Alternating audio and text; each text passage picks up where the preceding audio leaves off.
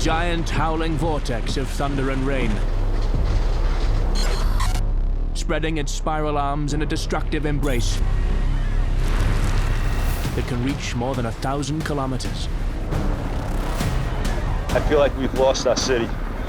This is a tropical cyclone. It's just this massive roar, and it hits like a freight train. The winds can be deadly, but the storm surge even worse. I got nothing left. My initial impression was just one of complete and utter devastation. It makes it a huge humanitarian problem and a huge technical problem. Just how do you clean up this? As storms intensify and urban populations explode, we're more at risk than ever before. Hurricanes are getting more intense and longer lasting. The casualties more or less 10,000. Sifting through the wreckage of some of the world's biggest disasters, we can find the clues to predicting and surviving one of the most extraordinary forces of nature.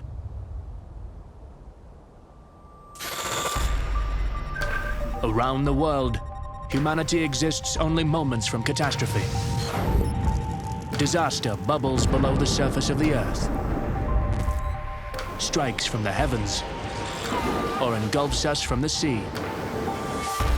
But we are not merely at the mercy of our planet. In our pursuit of industry, global connectivity, and reach for the stars, lives have been lost. Disasters reveal the best and worst of mankind, as one tragedy compounds another. How do these disasters occur? And what lessons can equip us when catastrophe strikes again?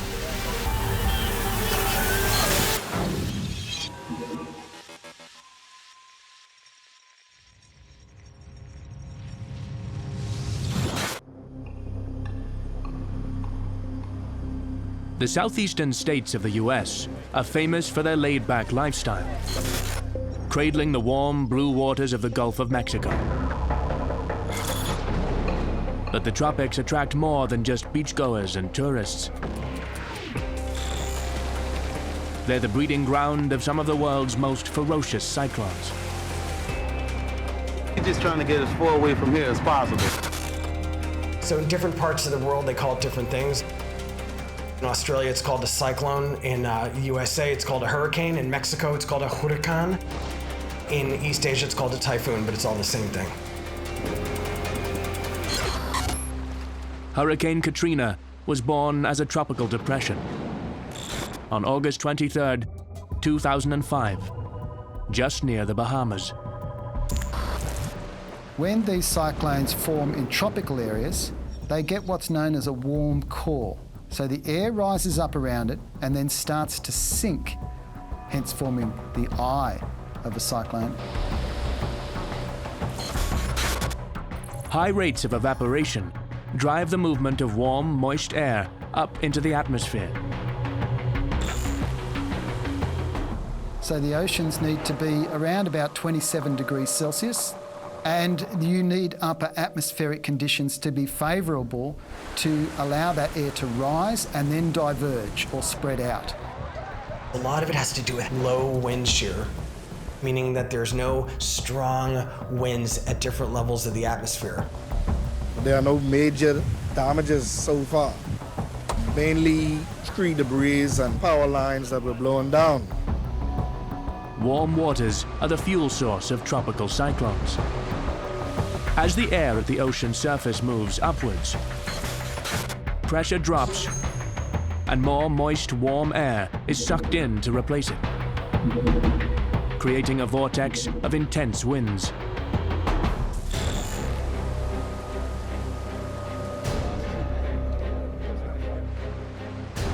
As cyclones travel over tropical waters, they can rapidly intensify and grow. It was after Katrina traversed South Florida and came out over the Gulf of Mexico, where there were some very high sea surface temperatures, that it began to really develop. You have an obligation to yourself and your family to haul ass and get out of here. And I'm telling you to get out now. In the Gulf, Katrina morphed into a monster. with winds surpassing 175 kilometers an hour. It's better to be safe than sorry, and I'd rather prepare early than be without when the time comes. Hurricane Katrina was a massive storm. At one point, it was a Category 5, and it filled the entire Gulf of Mexico. Katrina then went through a distinctive transformation before it reached the coast. So you have these spiral armbands that sort of wrap around the storm, and if the spiral armband gets wrapped around so much, it can actually shut off the eye wall, and then the old eye wall dies and a new eye wall forms. This is one of the processes that makes the storm bigger. Katrina weakened to a Category 3, but grew in size. And it stopped intensifying, and then it just started to spread out. And the wind field became very large at that point. Are you declaring an emergency, sir? Watch all episodes of Ice Pilots. Watch on mobile devices or the big screen. All for free. No subscription required. Download Veely now.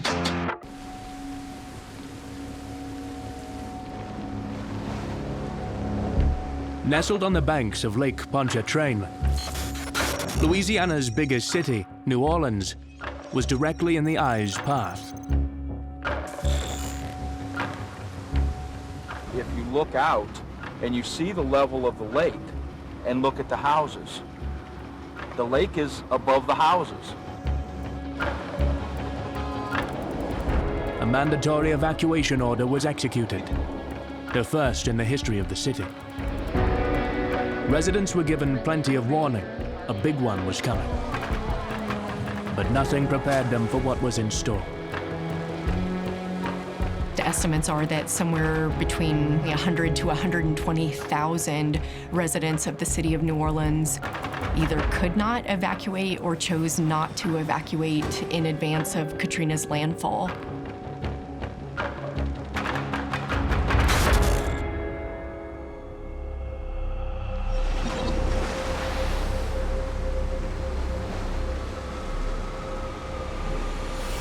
Katrina was sort of two disasters at once. So there was a sort of traditional hurricane disaster that happened on the Mississippi coast. Mississippi was to the right of the center. The winds were blowing onshore, and they had an unbelievable storm surge that inundated all those coastal towns. New Orleans was on the western side of the center, and there wind was blowing from Lake Pontchartrain into the city. When the storm surge flooded into Lake Pontchartrain, the levees couldn't take the strain.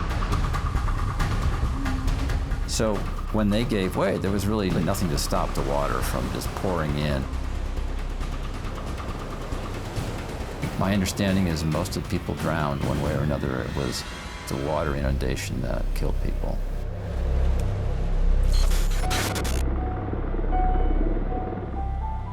Storm surge is one of the most deadly effects of tropical cyclones.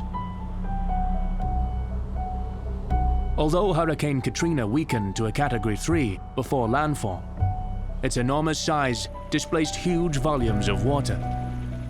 We saw tidal surges, water, cover things that just amazed me. One of the things that really blew my mind about Katrina was how much of the US coast had impacts. Basically from Louisiana almost to the Florida Panhandle had sustained hurricane force winds. This was a 4-story condo complex with parking underneath.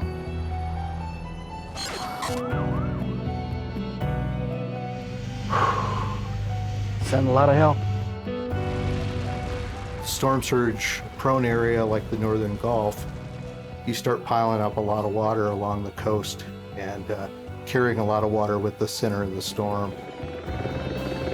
In the end, it affected an area of land of about 90,000 square miles, which is about the size of Great Britain. 6, 5, 4. Tropical cyclones are most easily studied from space. And NASA has an arsenal of sophisticated instruments to help track and predict their formation and path. The Terra and Aqua satellites analyze rainfall rates, temperature and humidity,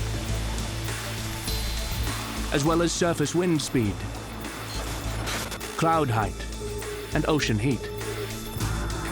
Closer to the ground, hurricane hunters carry out riskier missions.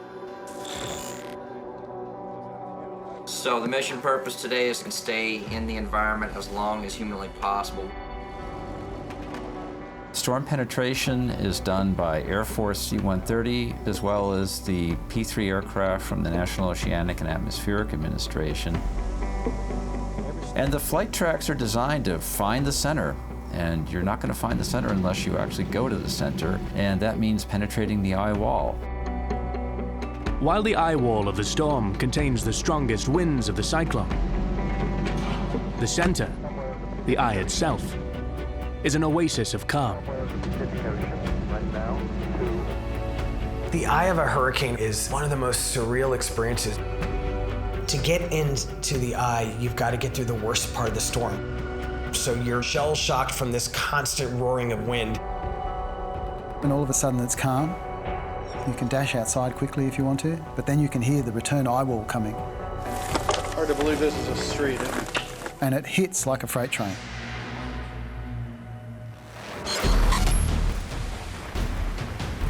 Cyclones are rated according to their wind speeds.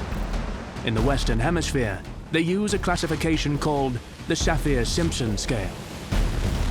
Between 120 and 150 kilometers per hour, hurricanes are a Category 1. At Category 3, the level of Hurricane Katrina, major damage is expected.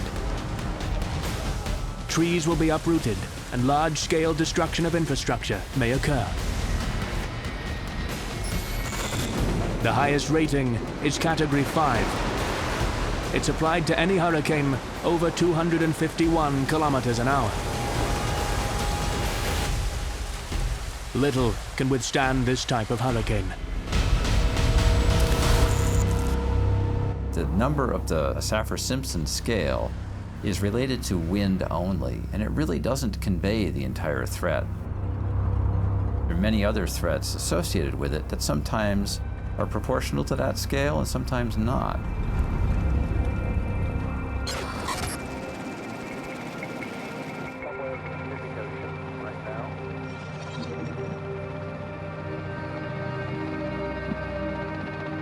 Cyclones don't need to be large to create massive, deadly storm surges.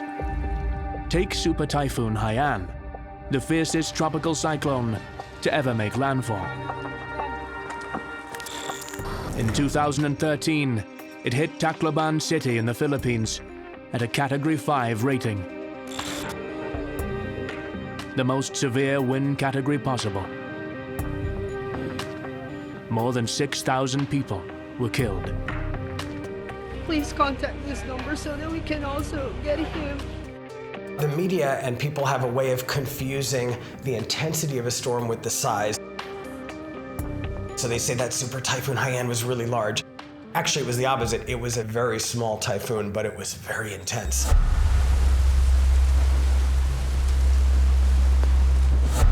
That Philippine Sea area, if there's a bathtub of hot water on the planet, that is the place. The sea surface temperature where Haiyan formed was around 30 degrees Celsius. With a lack of wind shear, there was nothing to slow it down. Winds were measured at a sustained speed of 305 kilometers per hour. But momentary gusts reached 380. But it was hard for anything to actually report a wind in that kind of environment. Almost no measurement device will withstand that. So it's kind of hard to tell. Haiyan smashed into the Philippines at near peak intensity, with 25 million people in its path. So I picked a hotel right in the center of the city, a big concrete hotel, and that's where I decided to hunker down for this typhoon. The wind's starting to make that moaning sound. I think maybe we're just starting to get in the cyclone circulation. It was utter devastation. Tacloban almost was wiped off the map. Starts out as just windy, rainy, messy weather, and then it gets worse and worse. And finally, when you get into the inner core of the hurricane, or what we call the eye wall, that's when things go nuts. The building's getting torn apart. The eye wall is the area of strongest winds, right at the center of the cyclone, where moisture-filled air is rushing upwards at phenomenal speeds. The rain is so heavy and the wind is so violent that everything just turns white. It's a whiteout. Debris flying everywhere. I mean, stuff smashing into buildings. The kind of stuff that if it hit you, it would kill you instantly.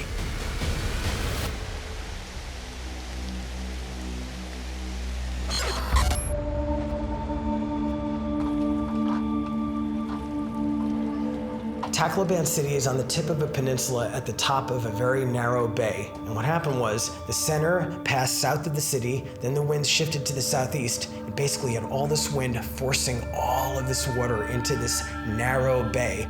And then all of a sudden it just overflowed into the city. And it swept the entire downtown area. It was literally like a tsunami. And it happened so fast that thousands couldn't get out of the way in time. We have an estimate given on the casualties, more or less 10,000.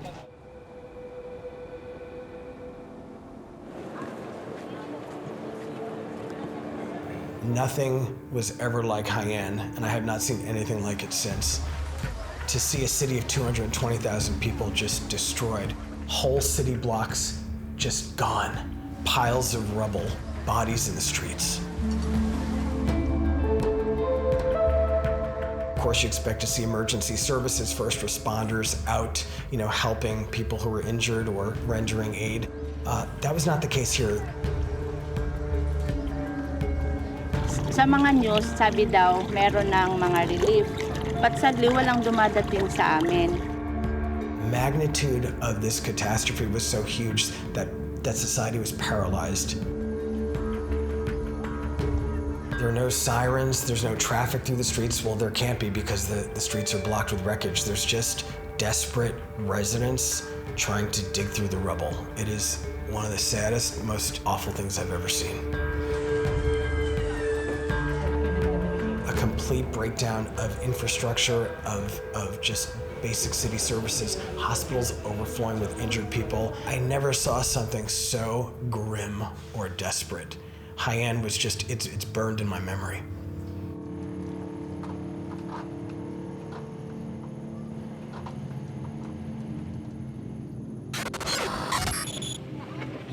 Almost 1 million people in the Philippines were made homeless by the disaster.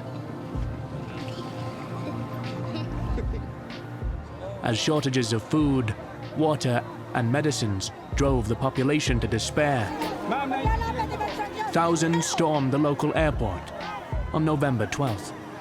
They broke down fences, struggling to board planes. Aid trucks were attacked and their food stolen. It's chaotic. I don't know where to go. We don't know where to go to get any food. Troops were sent in and a curfew put in place to try to restore order. A week after the cyclone hit, Tacloban began the terrible task of burying their dead. Bodies lined the foreshores of the wrecked city to be photographed, labeled, and buried in a mass grave.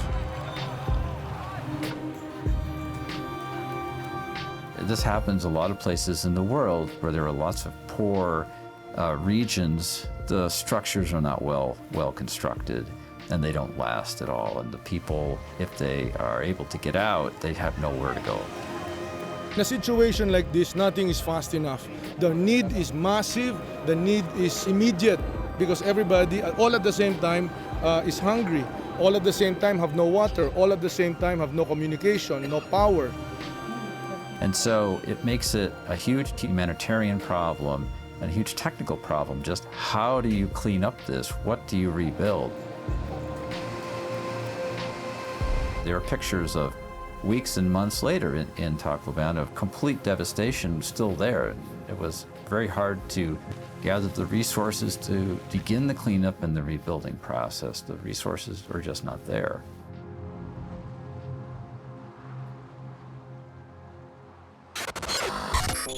The day after Hurricane Katrina passed, residents across the Gulf states emerged to assess the damage.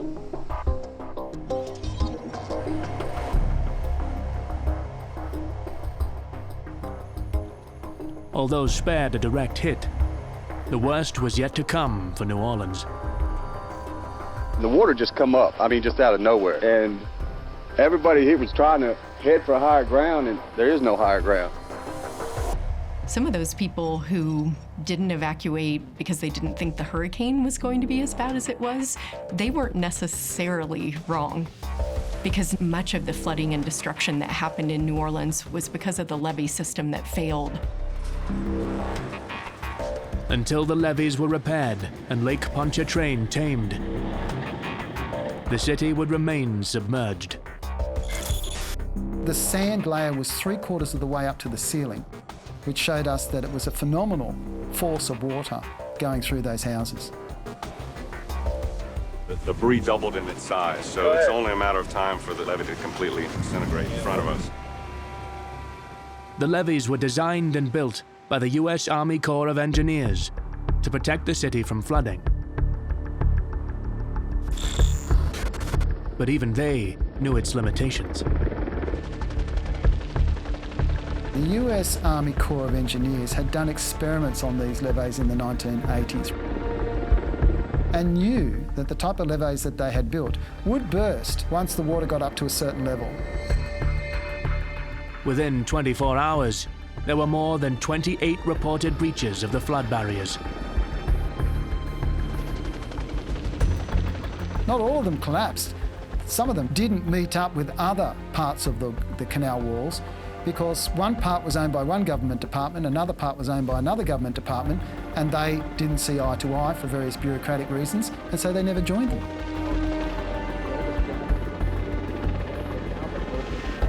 So that in some parts, 80% of the city was flooded, and in some parishes, over 80% of the homes were lost. Hundreds of people drowned. I've seen a lot of dead bodies, and I saved a few people, out the houses, and I could have drowned myself, Tens of thousands were stranded. Despite the evacuation orders, up to 120,000 residents remained in the city.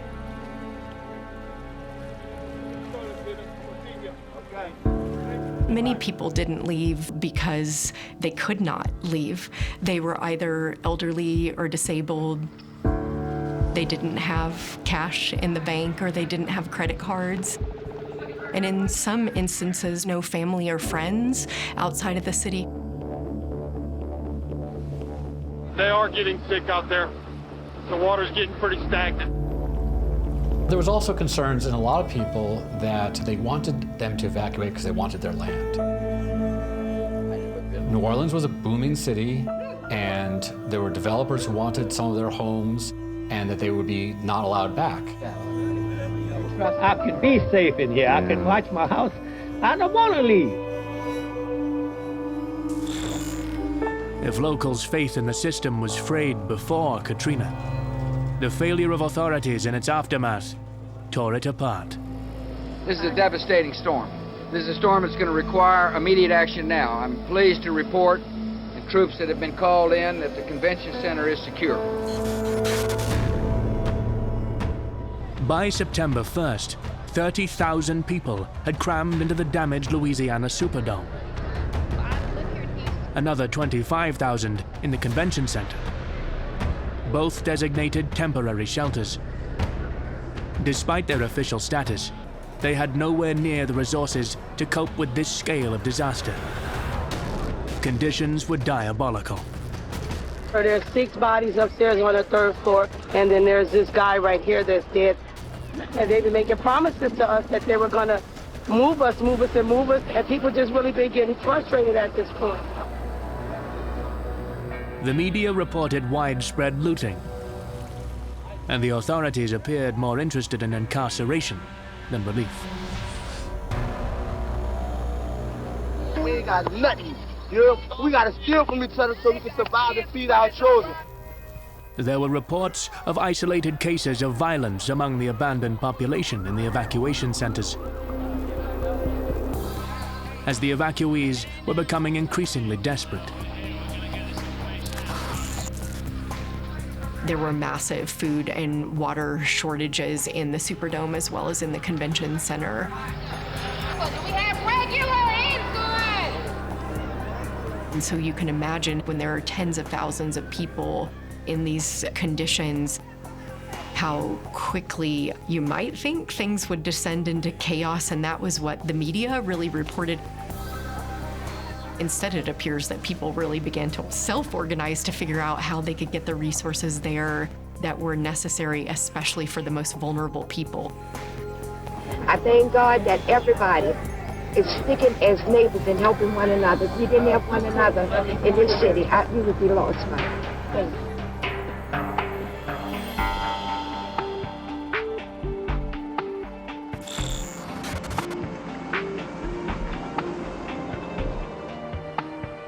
Eventually, thousands of people sheltered in New Orleans were evacuated out of the city.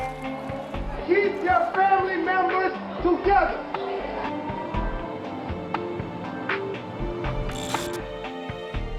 Thousands of federal troops were sent in with ships.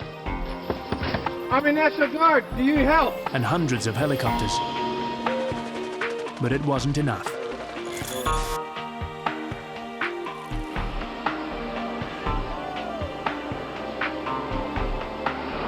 Right here. That way we get you prioritized for the next aircraft. A plea was broadcast across local TV and radio for private boat owners to come to the rescue.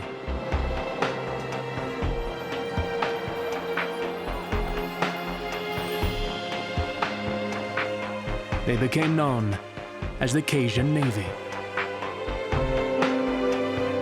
Hurricanes, I really believe, bring out the best in people.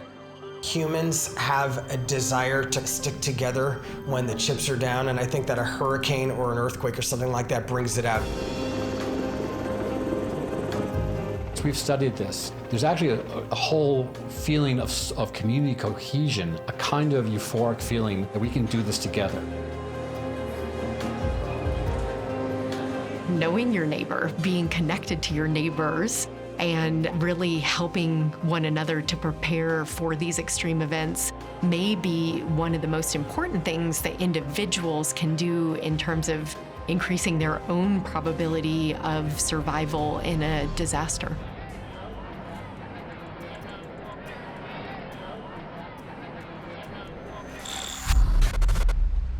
The Atlantic provides conditions for some tremendously large hurricanes. The Atlantic basin often gets very, very wide diameter systems. They're really dangerous because the strong winds extend out for such a long distance. Hurricane tracks from the last 150 years look like mad scribbles, drawn inexorably to the same location. Why does the southeast coast of the US act like such a magnet? This ain't never, ever happened to us. As with all weather patterns on Earth, if you follow them back to their ultimate source, you end up at the sun.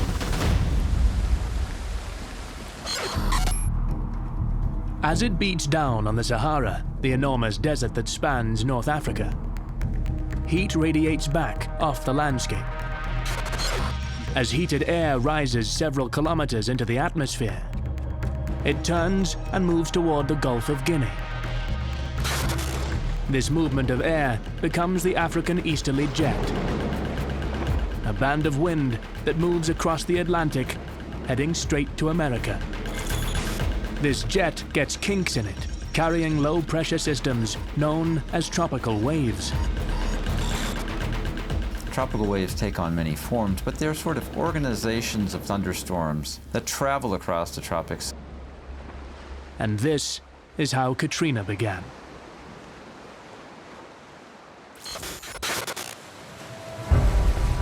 The tracks of most Atlantic hurricanes usually head back out to sea.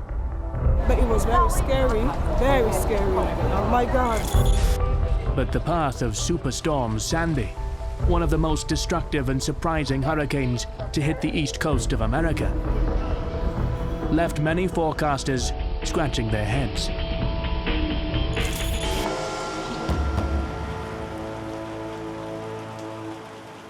Sandy formed late in the 2012 hurricane season, beginning fairly predictably in the Caribbean. Las condiciones que tenemos aquí en la vivienda, ustedes pueden apreciar. No sé si podrá soportar el impacto del ciclón. Sandy did form from tropical wave. It became a major hurricane as it crossed over Cuba and moved toward the Bahamas. As a Category 3, Sandy tore across Cuba. Waves up to 9 meters smashed the Cuban coast, along with a 2-meter storm surge. More than 100,000 homes were damaged. And 11 people killed. And Sandy just kept going. You know, after it had intensified and gone through Cuba, we expected it to go out to sea.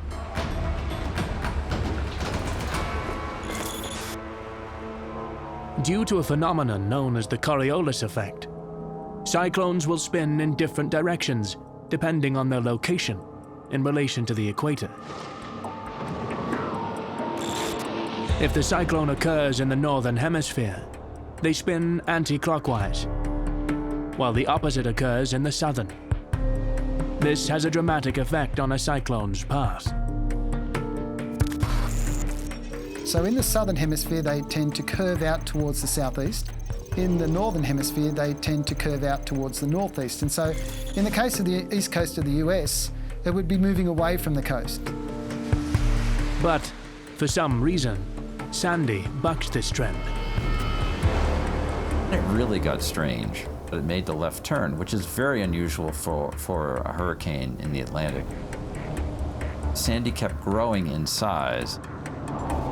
It started developing cold fronts and warm fronts. So it became a structure that was quite unfamiliar to most hurricane forecasters. It then went through what we call extratropical transition. So in other words, it's moving into cooler waters. So it technically wasn't a hurricane anymore because it was a beast, basically. As it passed over cooler waters, Sandy lost intensity, but grew in size, becoming the largest Atlantic hurricane in recorded history. At its widest, Sandy had a diameter of 1,400 kilometers. The beast's left curve into the most densely populated area of the US was the result of Sandy's collision with another weather system. Turns out that there was a particularly strong system to the west of Sandy, cold air actually coming quite far south over the central and eastern United States, that played a role in Sandy's turn to the left.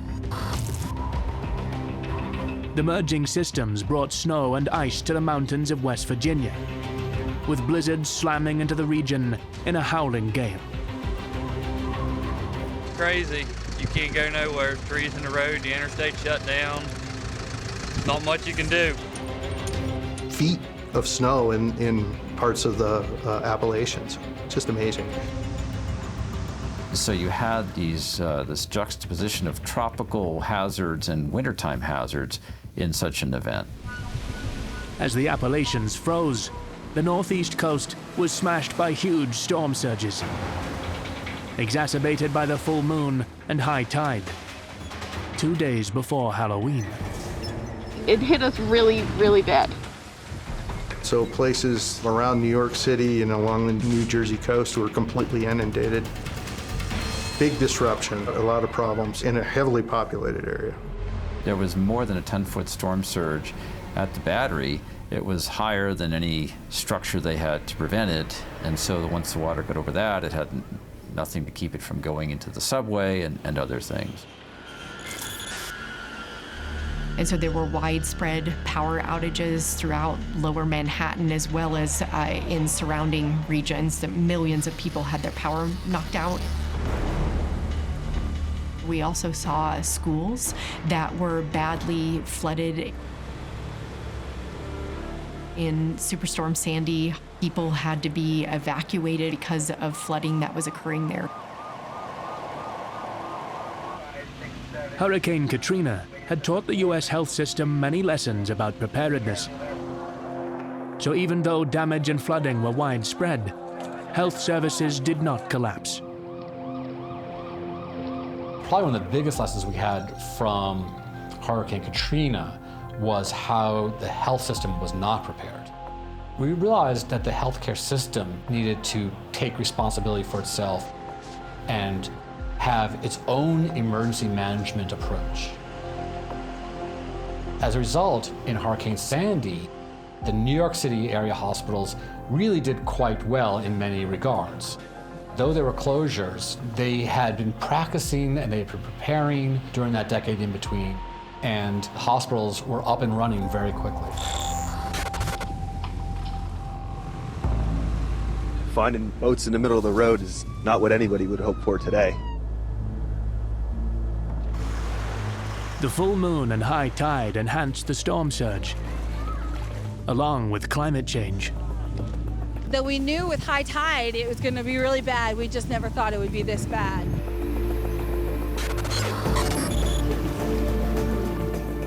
Sea levels surrounding New York are around a foot higher than they were in 1950. This makes any storm surge more severe than it would have been a century ago.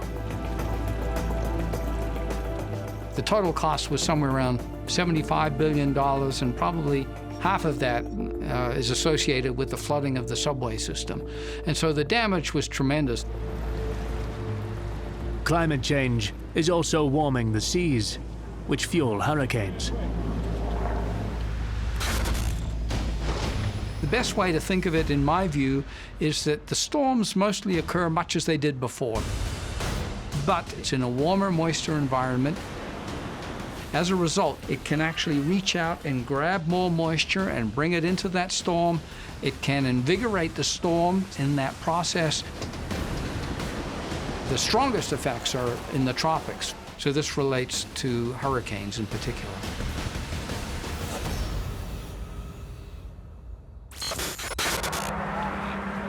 This had a dramatic effect on the deadliest Atlantic hurricane in the last 200 years. With a death toll over 11,000. It was the rainfall that turned Hurricane Mitch into an unrivaled human disaster. Bueno, yo estoy para volverme loca, sinceramente. No. Mi vida es andar para arriba y para abajo porque mientras no encuentre el resto de mi hijo para enterrarlo tan siquiera.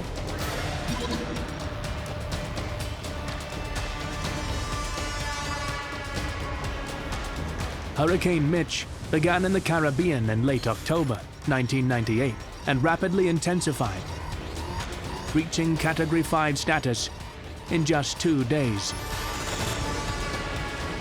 As it approached Honduras, winds had weakened considerably, but the storm became extremely slow-moving, producing a tremendous amount of rain in one region.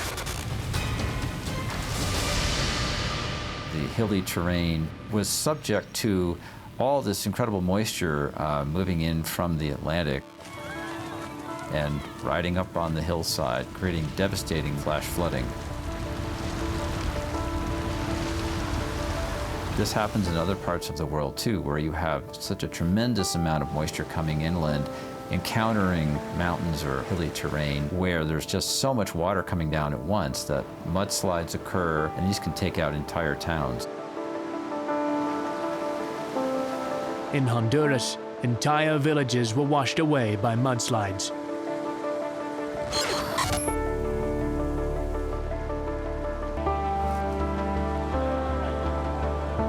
It's all rain-induced, and it's easy to get 10 to 20 inches of rain on hillsides in a relatively short period. The soil underneath just can't withstand that, and eventually it just gives way and becomes liquid, and it all slides down the hill. That's what killed most of the people. Nos hemos dedicado a lo que es la búsqueda y recuperación de cadáveres. Entonces nuestra labor ahorita es ver lo que podemos recuperar de los cadáveres y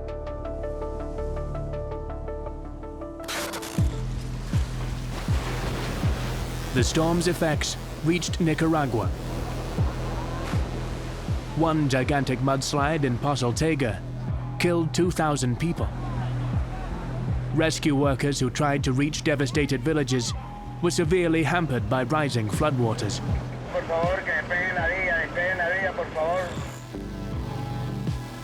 In Honduras, most of the land used for agriculture is on hillsides. With many years of slash-and-burn agriculture, farmers cut and torched forests to plant crops, clearing new areas again when soils became less fertile. In cases where there has been a fire or deliberate logging and deforestation, you disturb the soil's ability to deal with the amount of water that's coming down directly as precipitation or runoff. Once we start chopping down trees, in any environmental situation, we're going to cause damage, but also the stability of the land surface as well. Dos tractores que agarraron río abajo. Y sí, en realidad son pérdidas millonarias. Trabajo de 30 años, que verlos perderse en 48 horas, sí duele, ¿va? Ahí lo único que lo sostiene a uno es la fe en Dios. Mudslides demolished many of the country's crops. Bananas, beans, and sugarcane were hard hit, with losses totaling $480 million. Roads were cut off and bridges destroyed, leaving those desperately in need of assistance isolated. Much of the infrastructure was devastated.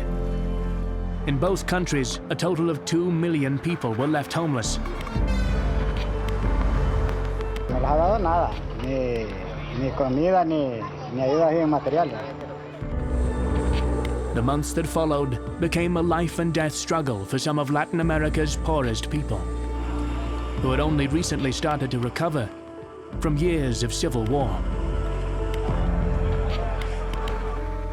The impact was so devastating that the World Meteorological Organization permanently retired the name Mitch from its hurricane list.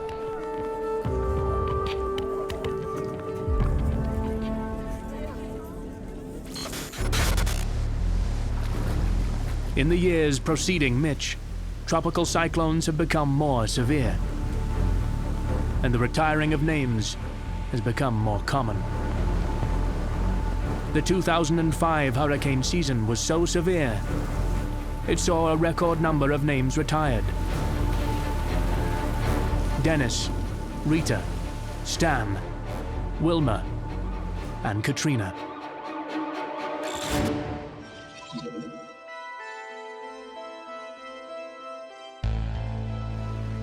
But for many New Orleans natives, the scars Katrina left will never fade. You have the original trauma of the hurricane, which is extremely upsetting. You're seeing your house flooding. You might be seeing dead bodies floating by. This will go on for hours, if not a day or more, before you get help. Very traumatic experience. As families are moved into temporary shelters in the aftermath, the stress is ongoing. As a sociologist, I was particularly interested in studying how children were affected by the storm and its aftermath.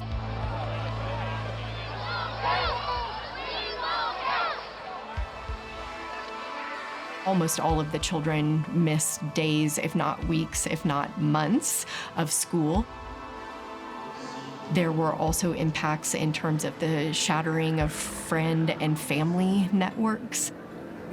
We also saw many longer-term effects for children in terms of who graduated.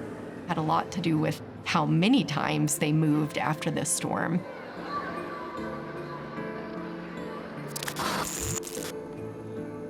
It's often said that natural disasters are the great equalizer, but the opposite is closer to the truth. One of many insights that has come out of this work is that disasters don't dissolve pre-existing inequalities. What disasters do is they exacerbate social fault lines.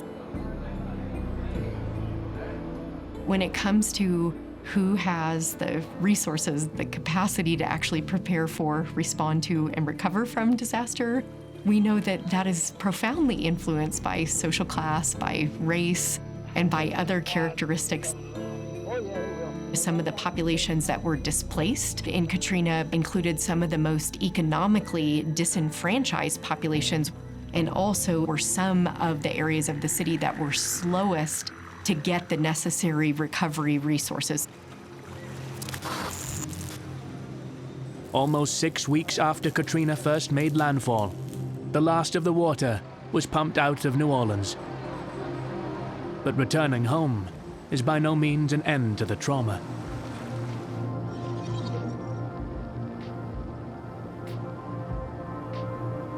Even after a storm passes, the water stays in a building and continues to wreak havoc. And in many cases, homes had to be destroyed completely. Just had these large expanses that were uninhabitable for a very long time. And even after the water drains away, you still have to deal with the cleanup, and the economic cost is enormous. The effects linger for years and even decades after such a devastating event. The first reaction was I was glad I got out myself. Glad I didn't stay, because I certainly wouldn't have made it. Many important lessons have been learned from the mistakes of Hurricane Katrina. However, there's no guarantee it won't happen again, even in the same city. And one of the unfortunate things is the Corps of Engineers has built back most of these levees to prepare for the next Category 3 storm, but they're not prepared for a Category 4 or Category 5 storm. And so this can easily happen again sometime in the future.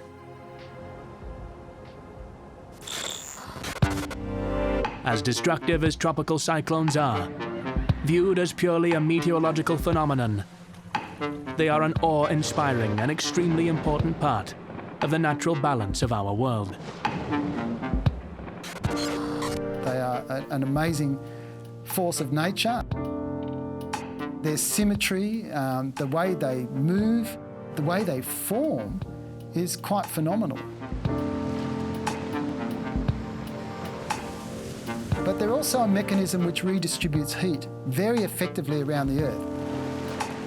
We need that to be able to perform that meteorological mechanism.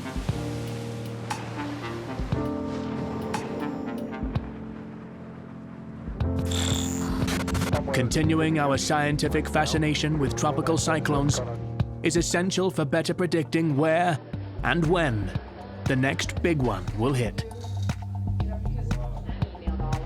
They're extremely complicated to understand, and really understand. And to understand how they form, you need to really understand the entirety of atmospheric sciences, all the way from how water vapor behaves to complex dynamics in the atmosphere, and you have to put it all together. It still never ceases to amaze me that this unbelievable machine, this scary creation, is just a natural result of the Earth's processes. We know what we need to do in order to help populations to better prepare for disasters. Come on, boy.